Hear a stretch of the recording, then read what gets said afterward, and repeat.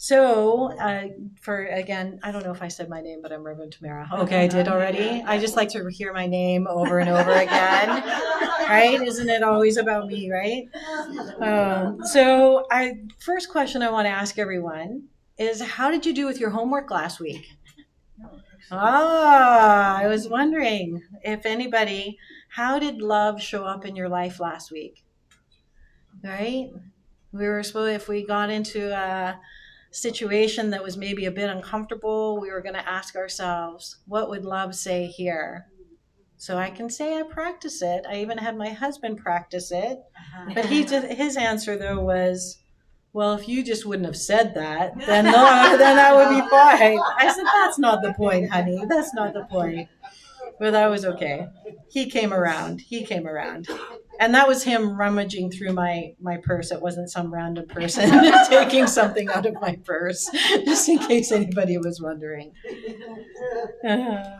So I'm going to start with a quote from Ernest Holmes. The riddle of the universe is a paradox. The question is its own answer. For the mind that asks the question is also the mind that answers it. So that's from Ernest Holmes' Living Without Fear. So here at Centers of Spiritual Living, we believe in oneness, even when there's suffering and struggle in the world. We believe that the infinite and the finite are one and the same, and that our mind is that individualized expression of the one. And all these beliefs require a paradoxical mindset, the ability to hold two seemingly contradictory ideas at the same time. And Didn't Live do a wonderful expression of that in her fabulous meditation, by the way. Right? I am one, I am mother, I am father, I am the universe. And it's like when I'm feeling sick, I always repeat back to myself, every little cell in my body is well. I think there's an actual song or chant about that. And it's remembering that everything I need is right there, right now, in each molecule, in each step. So I thought that was great that you brought that in today, Liv. Thank you. With yesterday being the National Day of Truth and Reconciliation, I thank everyone who got the notice about wearing orange. If you had orange, and if you don't, please, it's great. I'm just so appreciative of everybody showing up. And I don't know if you noticed, but today I did our land acknowledgement a little bit different because I started to think about it. And I'm like, so do I really believe what I'm saying, or am I just saying it? Right? Am I really believing it? Am I stepping into it and doing that? And in there, I don't use the word acknowledgement. I use the word I recognize. Because again, even acknowledging something can be a paradox. So I've been asking myself those things. And I was even wondering, about that. So I read in Atlas of the Heart, Brene Brown defines paradox as the appearance of contradiction between two related components. So it got me thinking again. I did a lot of thinking this week. Oh my goodness, my brain hurts. Is when I'm doing that land acknowledgement, I'm giving you information. But that information that I'm giving you is mine, and it's the way I see things. So when I say I'm an uninvited settler on this land, you may think, well, that's not true for me, or it is true for me. And that is fine. But that's our ego asking that question. It's when I give you information on something, and even whatever I'm going to say today is information, but we're going to view it through our own lens. We're going to question it and say, is that really true? Isn't it true? But isn't that the paradox? It can both be true. Because what's true for you is there, and what's true for me is here inside of myself. So I may question the information as being accurate. And yet, as a spiritual person, what is the thing I'm looking for? I'm looking for, yes, that capital T truth. So that led me to thinking about how there's different levels of words. So the information that I give you, the facts that I give you, that's on the level of my opinion of where I'm at, where I'm experiencing the world. But when we talk about the capital T truth, those things that are unexplainable, that is at a higher level. It is a different level world. As truth doesn't belong to me. It belongs into the universal, that higher order of good, a higher order of reality. So what does this mean? I was playing with it because it took me quite a while to wrap my head around this theme this month of paradoxes. And of course, if I'm always in trouble wondering about what I should talk about, who do I call? Not Ghostbusters, Rev Terry. So he gave me a book. It's over there. It's called God for All Worlds. And in it, there was a story about a man who is a doctor. And he brought his brother in to the hospital because he wanted him to meet one of his patients. So his patients had ALS, and his name was Mo. So his LAS was quite advanced, and everything he did now, it didn't matter whether he turned over, whether he breathed, it was shortening his life. And I didn't realize that. The more active you are with LAS, the shorter your lifespan becomes. So this doctor also taught medicine, and he used Mo as an example in his ethics class. And I was like kind of interested about that. So the question that he put to his class was, does a doctor have the right to hook somebody up? Because I missed a part of the story. He hooked Mo up to a computer so that Mo was able to communicate. But it took a lot out of him. It was an extra effort. So he asked the class if he hooks the patient up to this computer system so he can communicate his words, is he entitled to do that, even though he knows that it's going to shorten the patient's life? What do you guys think most of the students said? No, right? It's up to Mo. Yeah, it's up to Mo. Exactly. And so most of them said, no, it's not the doctor's right. But when he asked Mo, because the students said, we're here to preserve life. So the doctor then took them to meet Mo. And within a half an hour, Mo had them all convinced that yes, they should. They should hook him up to that computer. And what the conclusion that we draw of that is that when the doctors asked, the answer that came was that speech can matter more than life itself. Speech can matter more than life itself. And the doctor said, exactly. The word, he said, the word is believe. And it is to believe in the word. So when pain, illness pairs us down to the core, we remain creatures of the word. So believe in the word. And my handy dandy Science of Mind came up. And of course, he has a whole section in meditation on the power of the word. So one that I'll just read to you, because there's quite a few. I won't go through all of them. But there's one that I thought was great, is that the word of my mouth shall bear fruit. It shall accomplish and prosper, and shall not return to me unto me void. My word is the law unto the thing whereas it is sent, and it cannot come back empty-handed. I send out my word, and it is law unto my life. My word is power. And he does say up above in another one, he says, tell the sick that they are healed, and the poor that they cannot want. Tell the unhappy of the joy of the soul, and break the bonds of those who are in prison. My word shall come back to me blessed of the divine and people. So word, our word. And you can think of times in my life, or I don't know if you can think of times in your life where we've maybe misspoke or said something and it's hurt somebody. And we haven't thought about that. And that brings me back to even thinking about our land acknowledgement. If I'm not saying it and believing it and meaning it, then I actually inadvertently could be hurting someone. So what this brought me to is also thinking of Ernest Holmes is what he says about turn away from the relative and go to the absolute when we're in prayer or anything. So I was thinking, well, what does that mean? Because here we are, we're living this human experience. We have the experience of the absolute or of the relative. So what he says is if we go to the absolute, the oneness, that is what my ego didn't want to believe when I was questioning the land acknowledgement, because I have to embrace the damage that maybe we've done and also where we are now, holding those two as seeming opposing thoughts as one.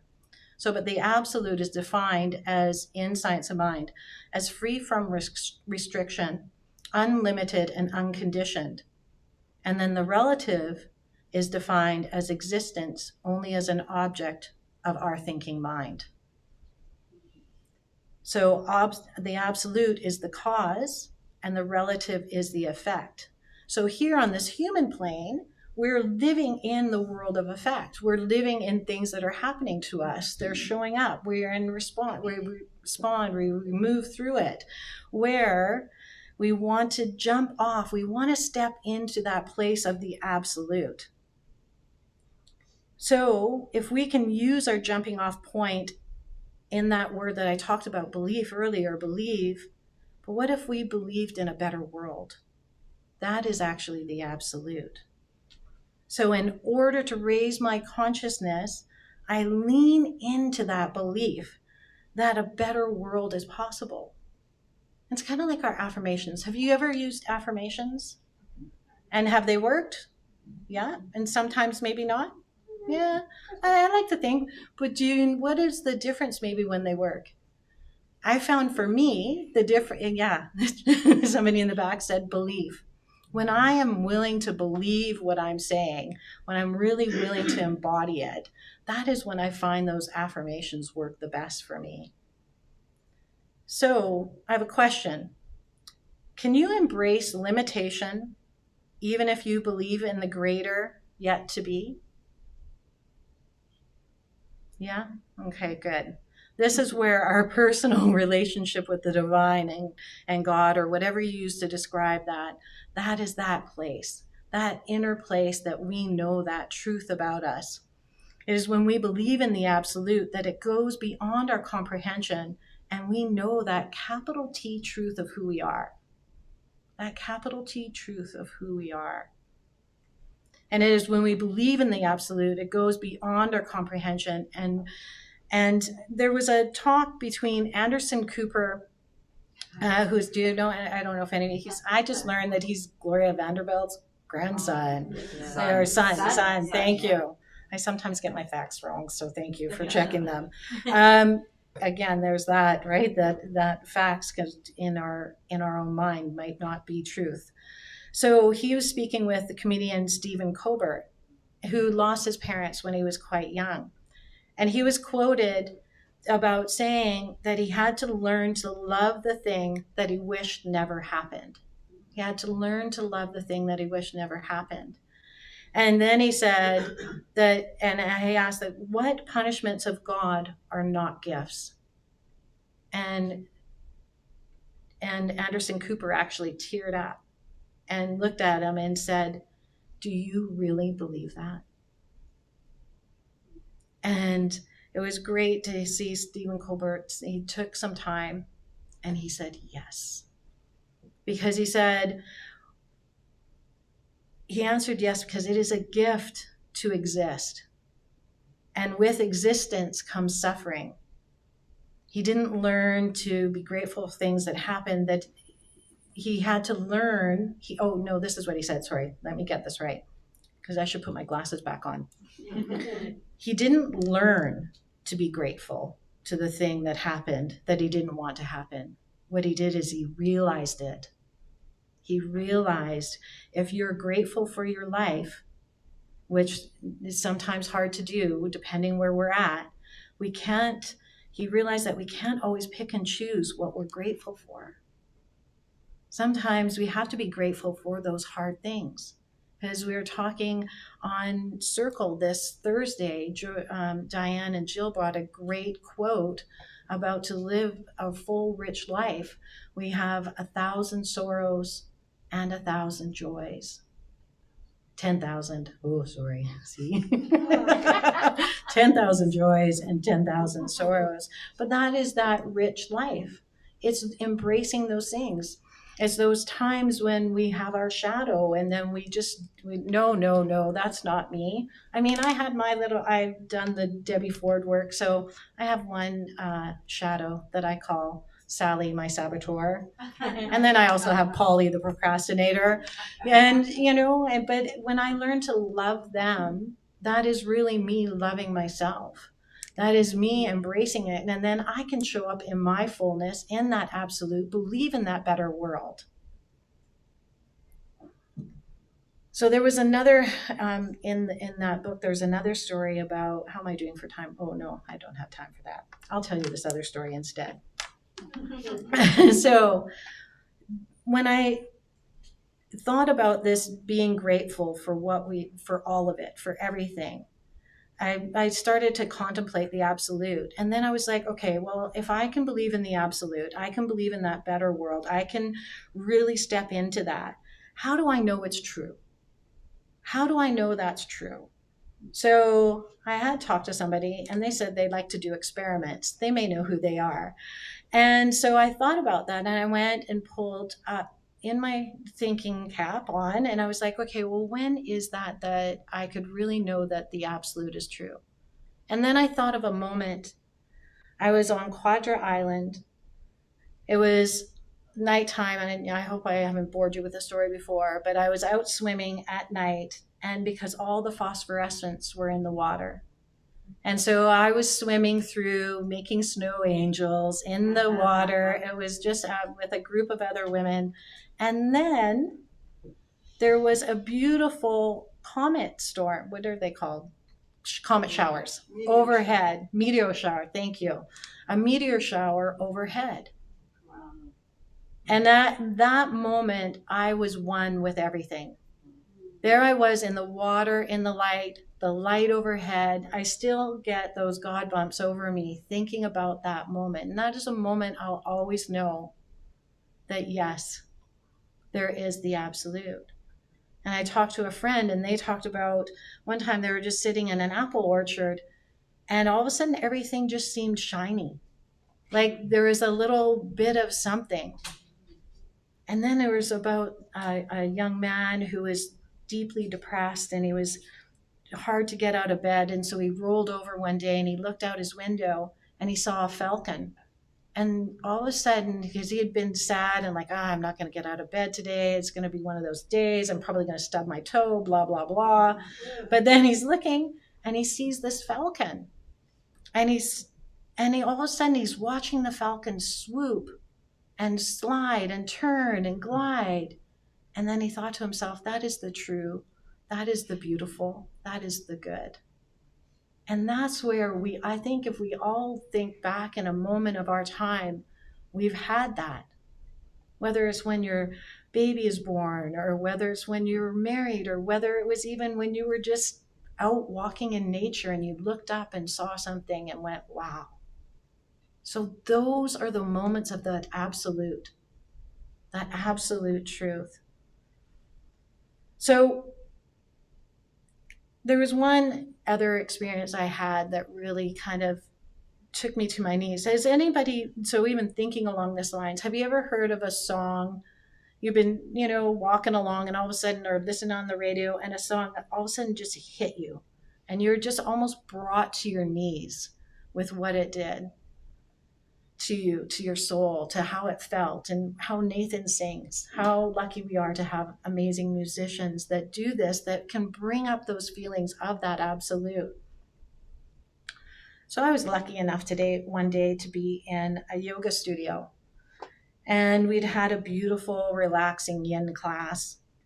And it was at the end, we do our wonderful savasana, and I was just blissed out and zenned out, and I was all happy because it was the yin and I didn't have to move too much. I was stretched. And then I'm sitting there, and the yoga instructor played a song. And all of a sudden, I was in the middle of Savasana doing the ugly cry, people. I mean, snot was coming, tears were flying. I don't know what it was that hit me, but something hit me. My poor husband was like reaching over going, "Are you okay?" And the yoga instructor was checking on me. But it was one of those moments. And I'm going to ask Nathan to help me because I want him to play this song for you that hit me. If you're okay to try Again, it. no pressure. No pressure. Is there enough Kleenex to go around? I think so.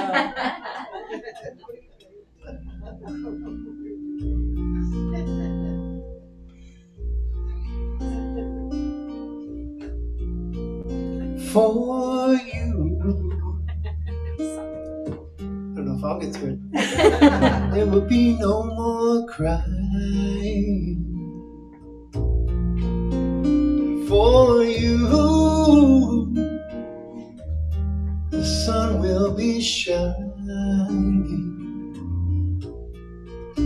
And I feel that when I'm with you, it's alright. I know it's right.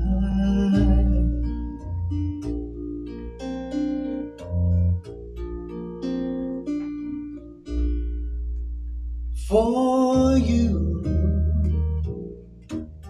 I'll give the world. For you, I'll never be cold. 'Cause I feel that when I'm with you, it's alright. I know it's right.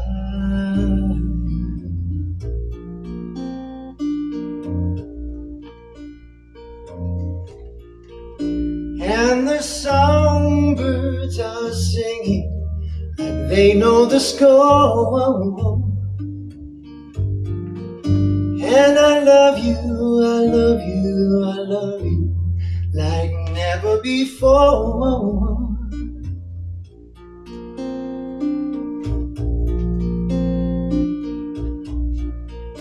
And I wish you all the love in the world, but most of all, I wish it for myself.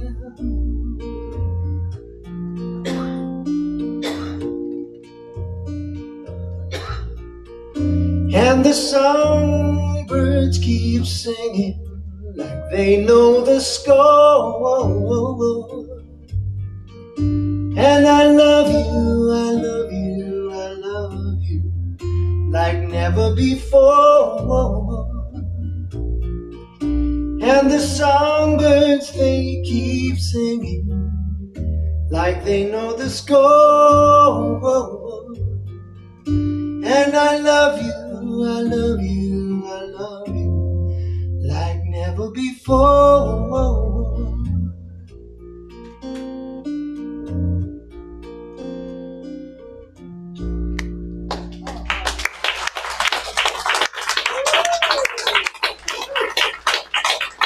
Wow, Nathan, okay, you guys aren't gonna believe this, but I asked him, do you know this song by any chance? Like 5 minutes, maybe 10 minutes after he got here at 10 o'clock. And he goes, no.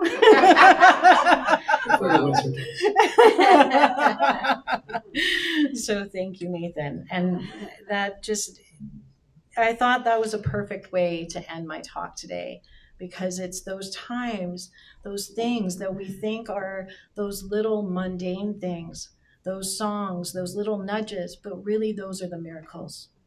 Those are when we touch the absolute. So knowing that I'm spirit having this human experience, and knowing that there's going to be moments when I'm not able to see my own good or the good of the world, that is when we lean into our belief. That's when we know that the absolute, that it is a better world out there. And you know what? If we can't do it for ourselves, guess what? We have practitioners that will know that truth for you and hold your hand while you may be in that time of need. So call upon them. It is always their privilege. And they'll know that capital T truth for you. They've known it for me many times. So I want to end with a little bit of homework. Because we're living in, because, this is I think it's good to have a little bit of homework. I think you guys are going to find this one kind of interesting. So since we're talking about the paradox of life and asking ourselves, do we really believe in a world that works for all, which is our mantra? What my challenge this week for you is, if you're willing to take it, is to imagine you're on trial. I know, right? You're on trial. But you're on trial for being what I'll use the term religious scientist, that is basically the studier of science of mind, somebody who studies science of mind. Studier, I don't think that's an actual word, but anyways, you guys know what I meant. It is those people that practice the science of mind, that thing. And so you're on trial for this. Would they have enough evidence to convict you? Would they have enough evidence to convict you that you walk your talk with this teaching? My mentor, Reverend Terry, asked me that question. So I thought, I'm going to share my homework with everybody else. So think about it this week. Am I actually walking my talk? Am I putting that belief in a bigger, better world out there? And if you're not, you can go, okay. Take a step sideways and start again and start again and start again. Anytime. It's always just one step in front of the other. It's always those baby steps. So ends, what did Terry always say? I feel like I need to say his so ends the lesson. So it is. I'll just take it into a quick prayer because I know I'm a little over time, but it was well worth having that song be played for us today. Knowing that there is that one mind, that one love, that absolute place that we are all whole, perfect, and complete. And that we can each tap into that space, into that knowing of that capital T truth of who we really are. That nothing outside of us needs to change for us to be happy. That everything we need is right here, right now. It is up to us to ask, to put that word, believe in the word, put our word into motion, and know the joy of the life that is deserved, the love, the happiness of all that is to be. I am so grateful this time together for this amazing music, for this community, for all the people who put things together to get us here where we are today. And for each of you for supporting this work of Center of Spiritual Living White Rock. So I put these words into the law of mind. I let it go. I let it be, and ask you to join me in saying, and so it is. So it is.